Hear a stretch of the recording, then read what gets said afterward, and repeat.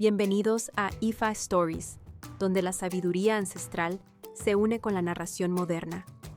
Adéntrate en el mundo sagrado de Ifa, el sistema espiritual yoruba, donde cada historia encierra el poder de la adivinación, el destino y un profundo conocimiento cultural.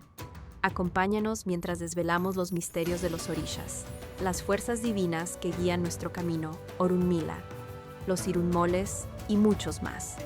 Cada historia es un puente entre el pasado y el presente, tejiendo lecciones atemporales que inspiran, iluminan y transforman.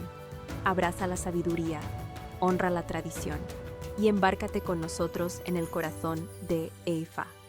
Suscríbete ahora y deja que las historias te guíen. Para explorar historias yoruba completas, enseñanzas de Ifa y sabiduría ancestral, visita nuestro sitio web www.ifastories.com. Da un paso en el camino sagrado para acceder a más recursos e información. El joven desobediente. Patakin. Había una vez un joven que era muy desobediente y le gustaba ir de pueblo en pueblo. En cierta ocasión llegó a un pueblo, enamoró a una linda muchacha y la deshonró, pero en ningún momento le dijo su verdadero nombre. Le dijo que se llamaba Kabille Sile. Llegó a otro pueblo e hizo lo mismo, diciendo que se llamaba Bakoso. Pasó un tiempo y llegó a un tercer pueblo, donde dijo llamarse Sango. Enamoró a una muchacha, y en esa ocasión, la familia lo denunció ante la justicia. Al ver que era buscado por la ley, fue a casa de Orunmila, quien le vio Ifa y le indicó que hiciera ebo con un abo, carnero. El muchacho, sin embargo, era bastante irrespetuoso, y dejó esperando a Orunmila. No volvió.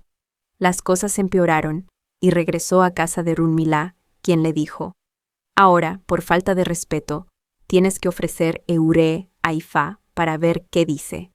Así lo hicieron, y salió este signo, donde Orunmila le dijo: «Yo te conozco con 3 nombres distintos, y a partir de este momento debes escoger uno, pues no puedes recibir una herencia que te pertenece si no tienes identidad clara». El joven obedeció lo que Orunmila le había dicho, y la justicia dejó de perseguirlo. De las 3 mujeres, se quedó con la más formada y fue feliz, porque hizo lo que Orunmila le indicó.